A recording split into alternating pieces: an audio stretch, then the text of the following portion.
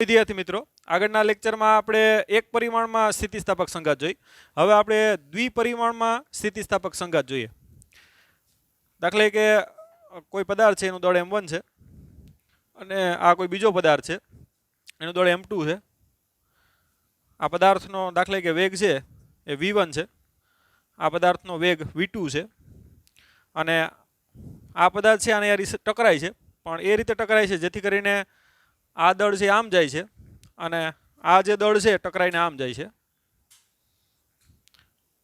આને આપણે x અક્ષ લઈ લઈએ અને આને આપણે શું લઈ લઈએ? y અક્ષ લઈ લઈએ. આ થઈ ગયું ઋણ y અક્ષ. ઓકે, જો કઈ રીતના સંઘાત થાય છે. આ છે એ આની સાથે ટકરાય છે. ટકરાયા પછી m2 દળનો પદાર્થ છે માનો કે, અથવા m1 દળનો જે પદાર્થ છે એ આ બાજુ જાય છે અને આ m2 દળનો પદાર્થ છે એ આ બાજુ જાય છે. ઓકે, તો આ રીતે દ્વિપરિમાણમાં સંઘાત આપણે કહી શકીએ. માનો કે m1 દળનો પદાર્થ છે x અક્ષ સાથે θ1 ખૂણો બનાવે, m2 દળનો જે પદાર્થ છે x અક્ષ સાથે θ2 ખૂણો બનાવે. તો હવે અથડામણ પછી દાખલા કે આનો વેગ છે, આ વેગ આનો v2 કહી દો, આનો વેગ v1 ડેશ થઈ ગયો અને આનો વેગ શું થઈ ગયો? v2 dash. ઓકે, તો હવે એના સૂત્ર કઈ રીતે લખવા? તો અહીંયા ટૂંકમાં સંઘાત છે એ xy અક્ષમાં થાય છે, એટલે કે દ્વિપરિમાણમાં થાય છે. તો ટૂંકમાં x અક્ષનું વેગમાન એનું ટૂંકમાં સંરક્ષણ થતું હોય અને y અક્ષમાં વેગમાનનું પણ શું થતું હોય? સંરક્ષણ થતું હોય. તો આપણે વેગમાનની વાત કરીએ તો x અક્ષમાં વેગમાનનું શું થાય? સંરક્ષણ થાય. તો x અક્ષમાં એનું શરૂઆતનું વેગમાન આપણે વાત કરીએ તો m1 v1, માનો કે આ સ્થિર છે એટલે v2 બરાબર આપણે સપોઝ કે 0 લઈ લઈએ. તો m1 v1, ધ્યાન આપજો x અક્ષમાં વેગમાન લખીએ, પ્રારંભિક વેગમાન x અક્ષમાં m1 v1 plus m2 v2 એટલે કેટલું છે? 0, એટલે બરાબર આપણે m1 v1 બરાબર શું લખી શકીએ? તો અહીંયા ધ્યાન આપજો, આનું જે વેગમાન થાય m1 v1 ડેશ થાય, એના બે ઘટક થાય. એનો આ ઘટક કયો થાય? m1 v1 ડેશ cos θ1 અને આ ઘટક કયો થાય? m1 v1 dash sin θ1. એ રીતે આનું વેગમાન છે એ m2 v2 ડેશ થાય, એના પણ બે ઘટક. એનો જે x ઘટક છે એ m2 v2 ડેશ cos θ2 થાય અને એનો y ઘટક શું થાય? m2 v2 dash sin θ2. આમ x અક્ષમાં પ્રારંભિક વેગમાન કેટલું છે? m1 v1 બરાબર અથડાયા પછી અંતિમ વેગમાન કેટલું થાય? તો કે બરાબર m2 m1 v1 dash cos θ1 plus m2 v2 dash cos θ2. આમ x અક્ષમાં વેગમાનનું શું થાય? સંરક્ષણ થાય. x અક્ષમાં પ્રારંભિક વેગમાન m1 v1, જોજો v2 0 છે, તો આ પ્રારંભિક વેગમાન બરાબર અથડાયા પછી શું છે? અંતિમ વેગમાન. આમ x અક્ષમાં વેગમાનનું સંરક્ષણ લઈ અને એક સમીકરણ મેળવી શકાય.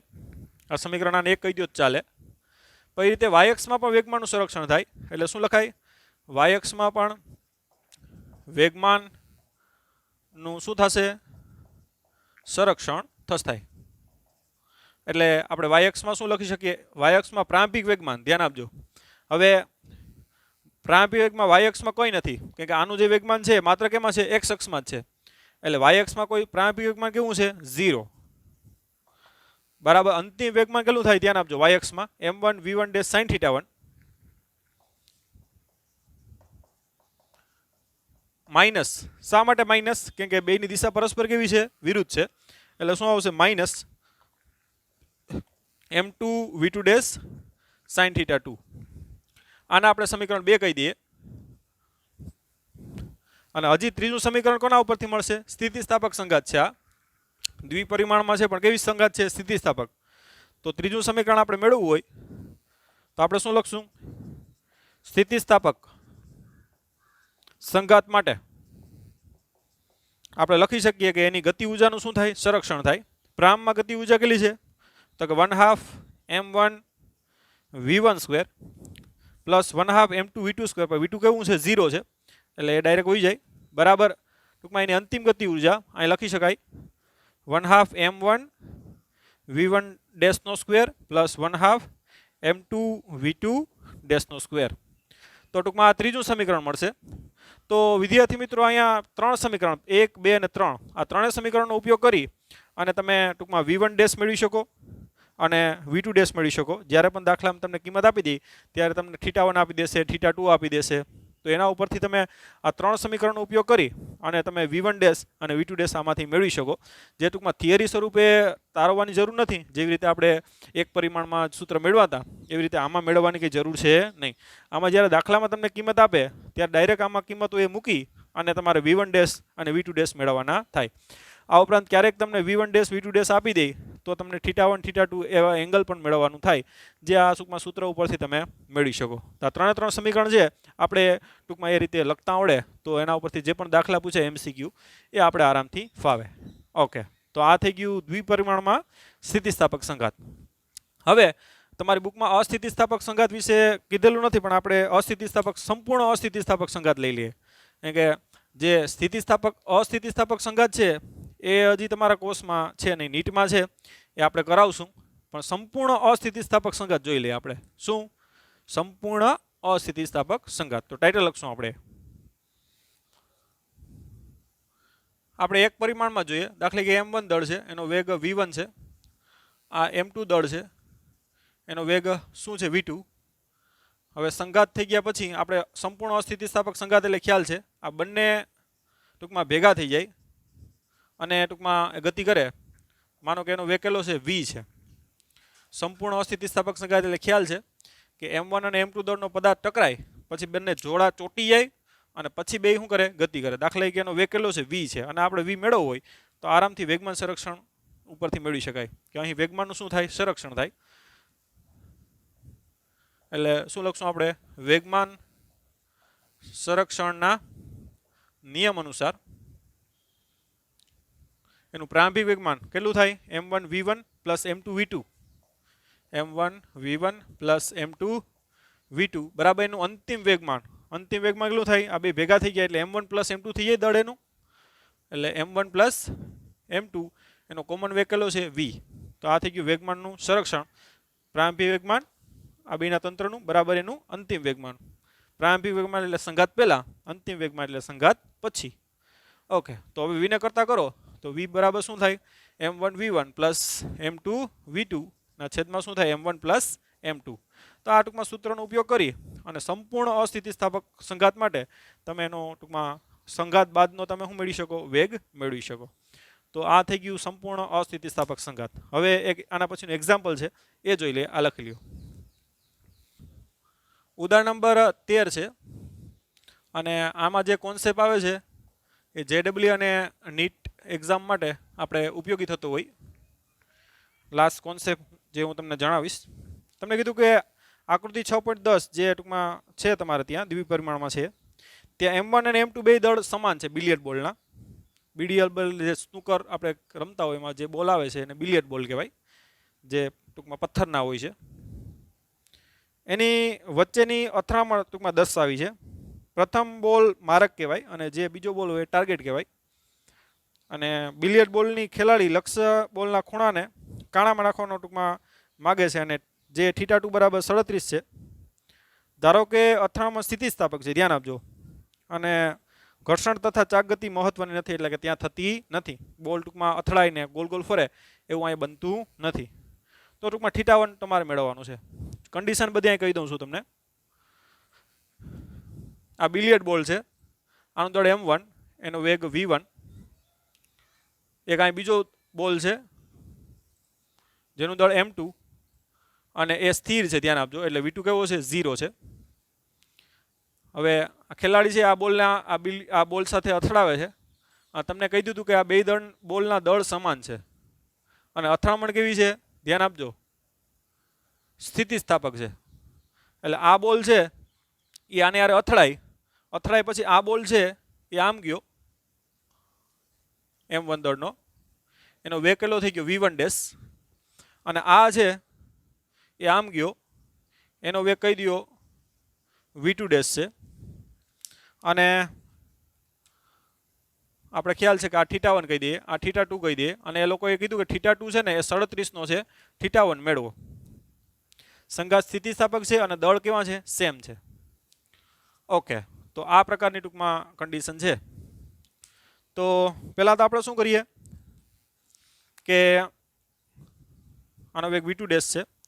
હવે પહેલાં તો અહીંયા સ્થિતિસ્થાપક સંઘાત છે એટલે પહેલાં એક સૂત્ર લખી નાખીએ કે સ્થિતિસ્થાપક સંઘાત માટે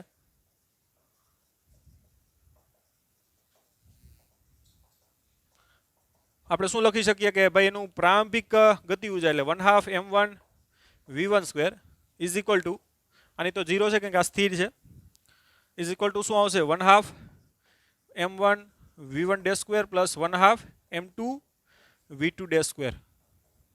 ઓકે, હવે m1 બરાબર m2 છે એટલે ટૂંકમાં આવું કેન્સલ થઈ જાય. કાઉન્સમાં લખ જાવ m1 બરાબર શું છે m2, એટલે m2 બરાબર m1 લખો એટલે m1 સામાન્ય નીકળે અને m1 આને યારે કેન્સલ થાય અને 1/2 પણ સામાન્ય નીકળીને કેન્સલ થાય. એટલે ટૂંકમાં v1 નો સ્ક્વેર ઇઝ ઇક્વલ ટુ શું લખાય v1 ડેશ નો સ્ક્વેર પ્લસ v2 ડેશ નો સ્ક્વેર. આને કહી દઈએ સમીકરણ 1, જે આપણે ટૂંકમાં આગળ કામ આવશે. હવે અહીંયા ખાસ તમે જો સદિશ સ્વરૂપે તમે આ બધી ચર્ચા કરો તો અહીંયા v1 સદિશ છે ને એ કેમાં કન્વર્ટ થાય છે, v1 ડેશ સદિશ અને v2 ડેશ સદિશમાં કન્વર્ટ થાય છે. એટલે તમે આવી રીતે લખી શકો. સદિશનું સંયોજન આપણે ખ્યાલ છે કે ભાઈ v1 સદિશ બરાબર શું લખાય v1 ડેશ સદિશ પાસ v2 ડેશ સદિશ. ઓકે, એનો ટૂંકમાં સરવાળો છે કે આ v2 તો 0 છે એટલે v1 બરાબર શું લખાય v1 સદિશ વત્તા v1 ડેશ સદિશ વત્તા v2 ડેશ સદિશ. હવે એનું મૂલ્ય આપણે મેળવીએ તો મૂલ્ય આપણે મેળવવું હોય તો v1 બરાબર એને માનાંકમાં આપણે મૂલ્ય કરીએ કે v1 ડેશ સદિશ વત્તા v2 ડેશ સદિશનું મૂલ્ય બરાબર આપણે ખ્યાલ છે અંડર રૂટ શું થાય આપણે મૂલ્ય મેળવતા આવડે જ છે સરવાળામાં કે ભાઈ v1 ડેશ નો સ્ક્વેર પ્લસ v2 ડેશ નો square plus 2v1 dash v2 dash શું આવશે કોસ, એની વચ્ચેનો ખૂણો કેટલો છે v1 ડેશ ને v2 ડેશ વચ્ચેનો ખૂણો કેટલો છે θ1 વત્તા θ2, એટલે અહીંયા આવશે θ1 વત્તા θ2. ઓકે, તો બંને બાજુ સ્ક્વેર કરી દઈએ આપણે એટલે આ બાજુ શું આવશે v1 નો સ્ક્વેર બરાબર આ આપણે લખતા નથી આનો સ્ક્વેર કરીએ છીએ એટલે સ્ક્વેર રૂટ નીકળી જાય એટલે v1 નો સ્ક્વેર ડેશ નો સ્ક્વેર પ્લસ v2 ડેશ નો square plus 2v1 dash v2 dash into cos θ1 plus θ2. Okay, હવે સમીકરણ 1 નો આપણે યુઝ કરશું કે ભાઈ v1 square is equal two તો આ છે તો અહીં મૂકી દઈએ આપણે તો v1 સ્ક્વેરની કિંમત આ મૂકી દઈએ સમીકરણ 1 પરથી બરાબર v2 ડેશ નો square is equal to v1 dash square plus v2 dash square plus 2v1 dash v2 dash cos θ1 plus θ2. કાઉન્સમાં આપણે રીઝન લખશું કે સમીકરણ 1 પરથી, સમીકરણ 1 પરથી કિંમત આપણે મૂકી છે તો v1 ડેશ સ્ક્વેર ઉડી જાય v2 ડેશ સ્ક્વેર ઉડી જાય તો વધે એ લખીએ આપણે તો શું લખાય 2v1 dash v2 dash cos θ1 plus θ2 is equal to શું થાય 0, કે આ ઉડી ગયા તો 0 થાય. હવે અહીં ખાસ નોટ કરો કે ભાઈ v1 dash is not equal to 0 કેમ કે અથડાયા પછી v1 ડેશ તો મળે છે અને v2 ડેશ પણ છે, v2 dash is not equal to also 0, અથડાયા પછી તો બંને ગતિ કરે છે એટલે v1 ડેશ અને v2 ડેશ 0 છે નહીં. તો કોણ 0 હોવું છે તો કે કોસ θ1 પ્લસ θ2 નું જે મૂલ્ય છે એ કેવું થવું જોઈએ 0, તો ટૂંકમાં આ 0 થાય. તો ટૂંકમાં આ બે 0 શક્ય નથી તો કોણ 0 હોય તો આ 0 થાય તો કે કોસ θ1 પ્લસ θ2 નું મૂલ્ય કેવું હોવું જોઈએ 0 અને કોસ θ બરાબર 0 હોય તો θ કેટલા હોય તો θ1 plus θ2 is equal to cos inverse શું લખાય 0 અને કોસ 0 એટલે કેટલા કોસ 90 બરાબર 0 થાય ને, કોસ 90 બરાબર શું થાય 0 એટલે કોસ કોસ ઉડી જાય તો ટૂંકમાં θ1 પ્લસ θ2 ની કિંમત કેટલી થાય 90, એટલે કે બંને વચ્ચેનો ખૂણો કેટલો હોય હંમેશા 90 હોય. આ બે કન્ડિશન હોવી જોઈએ, બેના દળ સેમ હોવો જોઈએ અને અથડામણ કેવી હોવી જોઈએ સ્થિતિસ્થાપક હોવી જોઈએ. તો એક કોન્સેપ્ટ બની ગયો કે બે અથડાયા પછી બંને વચ્ચેનો ખૂણો કેટલો હશે હંમેશા 90 હશે. તો ટૂંકમાં આ 37 હોય તો આ કેટલો હોય 53 હશે અને ટૂંકમાં તો θ1 આપણે મેળવવાનો છે. θ1 બરાબર શું થાય 90 માઇનસ θ2 એટલે કે 90 માઇનસ 37 એટલે કે 53. તો આ રીતે ટૂંકમાં આ કોન્સેપ્ટ તમારે હવે ખાસ યાદ રાખવાનો છે JEE અને નીટ માટે કે ભાઈ દ્વિપરિમાણમાં સંઘાત હોય, બેયના દળ સેમ હોય અને અથડામણ કેવી હોય, સ્થિતિસ્થાપક હોય, તો અથડાયા પછી બંને દળો જે છે એની વચ્ચેનો ખૂણો હંમેશા કેટલો હશે? તો કે 90 હશે. હવે એ ત્યાં તારવવાની જરૂર નથી. આ વસ્તુ આપણે ઇન ડિટેલ તમારી કોન્સેપ્ટની જે બુકો છે એમાં આને રાઇટ કરવાનું થાય. ઓકે, તો આ થઈ ગયું ઉદાહરણ નંબર 13 અને એના ઉપરથી કોઈ કોન્સેપ્ટ આવ્યો હોય જે આપણે ટૂંકમાં અલગ અલગ એક્ઝામ માટે ઉપયોગી થશે. ઓકે, તો હવે નેક્સ્ટ આપણે જોઈએ ઉદાહરણ નંબર હવે 8 જુઓ. તમને કીધું કે કારના એક્સિડન્ટ એટલે કે અથડામણમાં તાદસ્ય કરવા માટે, ટૂંકમાં તાદસ્ય એટલે કે ચેક કરવા માટે કે ભાઈ અથડામણ પછી ટૂંકમાં કારની કેવી સ્થિતિ થાય છે એમ, એ જે તમે જોયું પણ હશે. કારના ઉત્પાદકો જુદા જુદા સ્પ્રિંગ અચળાંકવાળી સ્પ્રિંગ સાથે કારોની ટૂંકમાં અથડામણ કરતા હોય. અથડામણ પછી કારની કન્ડિશન કેવી છે, કાર કેટલું સ્ટ્રેન્થ સહન કરી શકે, બરાબર, ફુગા રેડી ખુલે છે કે આ બધી વસ્તુ ચેક કરતા હોય જે આપણે અત્યારે ખ્યાલ જ હોય છે. તો અલગ અલગ સ્પ્રિંગ ટૂંકમાં અથડામણ કરતા હોય છે અને એક એવું તાદસ્ય વિચારો કે જેમાં 18 કિલોમીટર પ્રતિ અવરની ઝડપથી એક લીસા રસ્તા ઉપર ગતિ કરતી એક કાર છે જેનું દળ 1000 કિલો છે, એનો વેગ ટૂંકમાં 18 કિલોમીટર પર અવર છે અને એ કારનું દળ છે 1000 કિલો છે. ઓકે, અને સમસ્થિતિ સાથે લગાડેલ 6.25 × 10³ ન્યૂટન ઉપર મીટર સ્પ્રિંગ સાથે ટૂંકમાં અથડાય છે તો એનું મહત્તમ સંકોચન કેટલું થાય એમ. એક સ્પ્રિંગ છે જેનો ટૂંકમાં બળ અચળાંક કે તમને આપી દીધો 6.25 × 10³ ન્યૂટન અપોન મીટર. ઓકે, તો સ્પ્રિંગનું સંકોચન કેટલું થાય આ તમને થોડીક રિયાલિટી બેઝ ફીલ થાય એના માટે આપણે ડ્રો કરી દઈએ.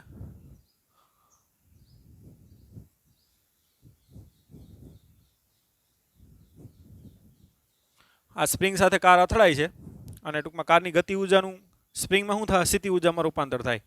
એટલે કારની ગતિ ઉર્જા છે એ મહત્તમ સ્થિતિ ઉર્જાના સ્વરૂપમાં શું થાય? સંગ્રહ થાય. કેમ કે અથડાય એટલે કાર સ્થિર થઈ જાય ત્યાં સુધી સ્પ્રિંગ શું થઈ જાય? દબાય. અને ગતિ ઉર્જા છે એ સ્પ્રિંગની કેમાં રૂપાંતર પામે? સ્થિતિ ઉર્જા. બસ, તો આરામથી હવે તમને x મળશે. ગતિ ઉર્જા 1/2 mv² ઇઝ ઇક્વલ ટુ સ્પ્રિંગની સ્થિતિ ઉર્જાનું સૂત્ર આપણે મેળવેલું જ છે લેક્ચરમાં. 1/2 શું થાય? kx². જે x એટલે મહત્તમ જે સંકોચન થાય એટલે xm લખવું તોય ચાલે. એટલે xm આપણે મેળવવાનું છે. બાકીની બધી કિંમત આપી દીધી 1/2 ઉડી જાય. તો xm² is equal two m/k into શું થાય? v². એટલે કે xm બરાબર √m/k ઇન્ટુ v. ઓકે, હવે ટૂંકમાં v છે અહીંયા તમને આપી દીધો 18 કિલોમીટર પર અવર, એને આપણે મીટર પર સેકન્ડમાં ફેરવી દઈએ તો 18 ગુણ્યા કેટલા કરવા પડશે? 1000 ભાગ્યા 3600 એટલે 2 0 કેન્સલ થાય. 18 દુ 36, 5 દુ 10 એટલે 5 મીટર પર સેકન્ડ થાય. એટલે હવે કિંમત મૂકી દઈએ આપણે. એમ એટલે કારનું દળ છે, ધ્યાન આપજો. એ કે કારની ગતિ ઉર્જા છે એમ 1/2 mv². એમ એટલે કારનું શું છે? દળ. એટલે કારનું દળ કેટલું છે અહીંયા? તો કે 1000 છેદમાં k એટલે 6.25 × 10³ ગુણ્યા વેગ v કેટલો છે આપણી પાસે? તો કે 5. તો xm બરાબર 1000 કેન્સલ થાય. 1/6.25 નું વર્ગમૂળ કેટલું થાય? તો કે 2.5. 6.25 નું વર્ગમૂળ કેટલું થાય? 2.5 ગુણ્યા કેટલા આવશે? 5. એટલે ટૂંકમાં 2.5 એટલે 5/2 થાય ગુણ્યા 5 એટલે 5 5 કેન્સલ થાય. એટલે કેટલા આવશે? છેદનો છેદ અંશ કેટલા આવશે? 2 મીટર. આમ ટૂંકમાં એનું મહત્તમ જે સંકોચન છે એ કેટલું થશે? 2 મીટર જેટલી સ્પ્રિંગ ટૂંકમાં દબાશે. ઓકે, તો લખી નાખો ઉદાહરણ નંબર 8. ઉદાહરણ નંબર 9 આપણે લાસ્ટમાં જોવાના સ્વાધ્યાય દાખલા પછી. ઉદાહરણ નંબર 10 જુઓ. તમને કીધું કે કોષ્ટકમાં DNA ની ટર્મમાં ઉર્જા આપી દીધી, અલગ અલગની ઉર્જા તમને આપેલી છે. જો તમને કીધું કે DNAમાં રહેલા એક બંધને તોડવા માટે જરૂરી ઉર્જા ઇલેક્ટ્રોન વોલ્ટમાં મેળવો. તો તમે કોષ્ટકમાં જુઓ DNA માટે ઉર્જા કેટલી છે. લાસ્ટમાં છેલ્લું DNAના એક બંધને તોડવા માટે જરૂરી ઉર્જા, કોષ્ટક છે ઉપર જુઓ, 10⁻20 જૂલ છે. એક બંધને તોડવા માટે જરૂરી ઉર્જા કેટલી છે? 10⁻20 જૂલ છે. એને આપણે ઇલેક્ટ્રોન વોલ્ટમાં ફેરવવું હોય તો આપણે ખ્યાલ છે ઇલેક્ટ્રોન વડે ગુણી નાખવાના અને ઇલેક્ટ્રોન વડે ભાંગી નાખવાના અને નીચે ઇલેક્ટ્રોનના વિદ્યુતભારની કિંમત મૂકી દેવાની. ઉપર કિંમત નથી મૂકવાની, ધ્યાન આપજો. ઇલેક્ટ્રોન વડે ગુણવાના થાય, ઇલેક્ટ્રોન વડે ભાંગવાના થાય. નીચે ઇલેક્ટ્રોનના વિદ્યુતભારની શું મૂકી દેવાની કિંમત, તો 10⁻20 એટલે અહીંયા -1 આવશે અને ટૂંકમાં 1/1.6 સ્કેલ સી. ઓકે, 1/1.6 એટલે આવશે 0.625 ગુણ્યા 10⁻1 એટલે કે 0.0625 ઇલેક્ટ્રોન વોલ્ટ. આ ઇલેક્ટ્રોન છે, ઇલેક્ટ્રોન વોલ્ટ. ઇલેક્ટ્રોન વોલ્ટ છે ઉર્જાનો જ એકમ છે, ધ્યાન આપજો. ઇલેક્ટ્રોન વોલ્ટ, વોલ્ટ એટલે આપણે ભવિષ્યમાં જોવાનું, ઇલેક્ટ્રોનનો વિદ્યુતભારનો એકમ કુલમ છે અને વોલ્ટ એટલે જૂલ પર કુલમ થાય, એટલે કુલમ કુલમ કેન્સલ થાય, એટલે ઇલેક્ટ્રોન વોલ્ટ છે ને એ ઉર્જાનો એકમ છે. કોનો? ઉર્જાનો. જે નાની ઉર્જા છે એને આપણે ઇલેક્ટ્રોન વોલ્ટમાં દર્શાવીએ છીએ અને વોલ્ટ એટલે જૂલ પર કુલમ થાય, જે ભવિષ્યમાં આપણે 12મા ધોરણમાં ભણશું. તો અત્યારે ખાલી તમે માહિતી પૂરતું રાખી શકો, બરાબર. વિદ્યુતભારનો એકમ કુલમ થાય, વોલ્ટ એટલે જૂલ પર કુલમ થાય, એટલે કુલમ કુલમ ઉડી જાય તો જૂલ આવશે. તો ઇલેક્ટ્રોન વોલ્ટ એ ઉર્જાનો એકમ છે, નાની ઉર્જા છે આપણે ઇલેક્ટ્રોન વોલ્ટમાં દર્શાવીએ. તો ઇલેક્ટ્રોન વોલ્ટ અત્યારે આપણે થોડુંક ડીપમાં નથી જવાનું, એમાં 12માં જશું. પછી હવાના એક અણુને તોડવા માટે 10⁻21 જૂલ ઇલેક્ટ્રોન વોલ્ટમાં મેળવો, તો એ સેમ આ રીતે જ કરવાનું છે, ઇલેક્ટ્રોન ગુણીને ભાંગી અને કરી નાખવાનું છે. અને ત્રીજું પણ એ જ કરવાનું, પુખ્ત વયના માણસને દરરોજ ખોરાકને કેટલી કિલો કેલરીમાં ટૂંકમાં ઉર્જા જોઈએ એમ, બરાબર. તો માણસને દરરોજ ખોરાક માટે તમને ઉપરના કોષ્ટકમાં તમે જોઈ શકો, પુખ્ત વયના માણસને ઉપર લખેલું છે, પુખ્ત વયના માણસને દરરોજ ખોરાકમાં 10⁻7 જૂલ જોઈએ ઉર્જા.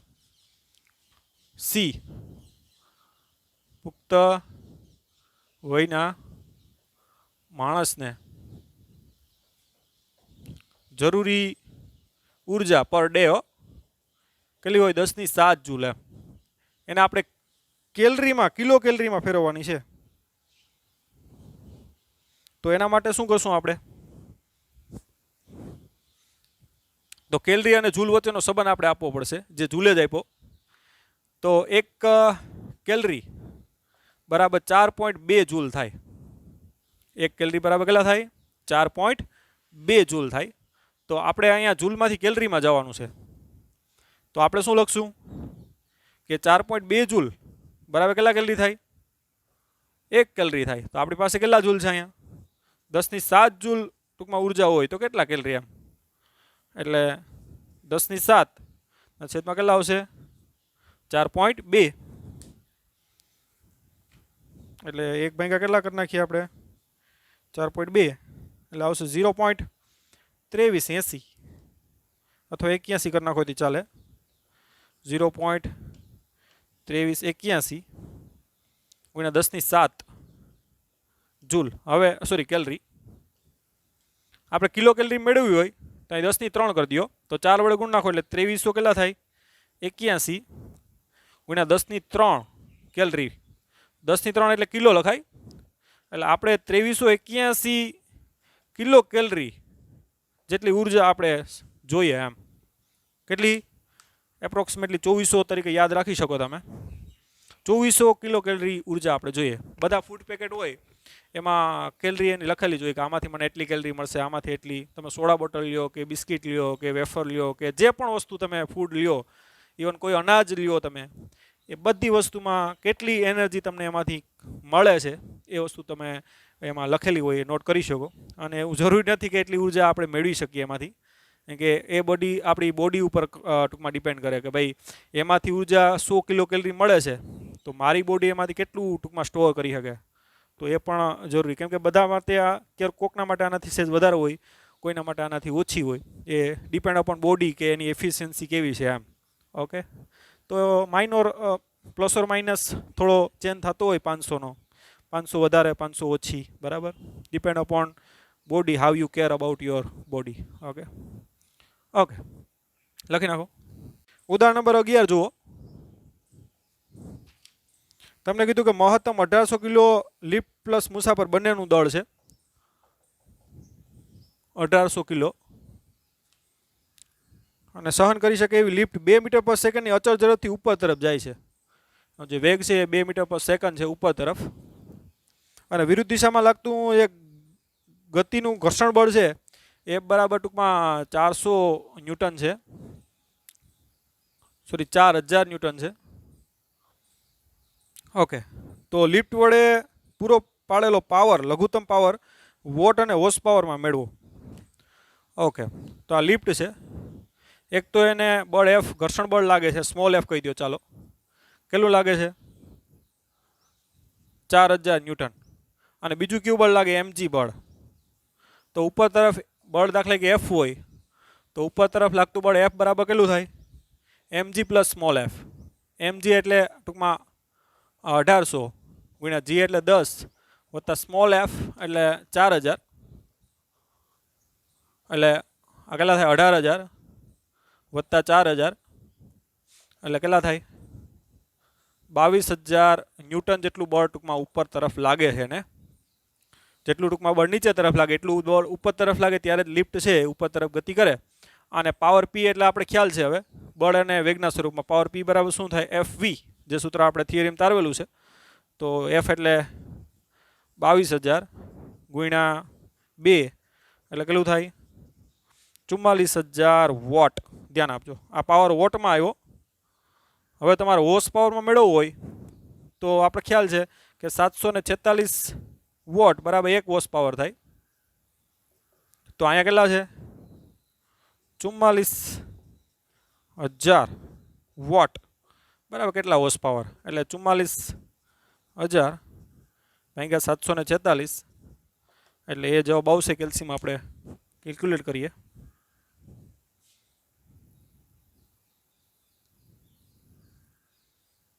તો એ આવશે 58.98 એટલે એપ્રોક્સિમેટલી 59 હોર્સ પાવર. તો આ રીતે 59 હોર્સ પાવર અથવા તો તમે વોટમાં કહો તો 44000 વોટ જેટલો પાવર છે એ લિફ્ટ મેં પૂરો પાડવો પડે. 44000 વોટ એટલે 44000 જૂલ પર સેકન્ડ એટલે 1 સેકન્ડમાં 44000 જૂલ જેટલી ઉર્જા ટૂંકમાં લિફ્ટને જોઈએ ત્યારે એ ઉપર તરફ જશે. બરાબર? ઓકે, લખી નાખો.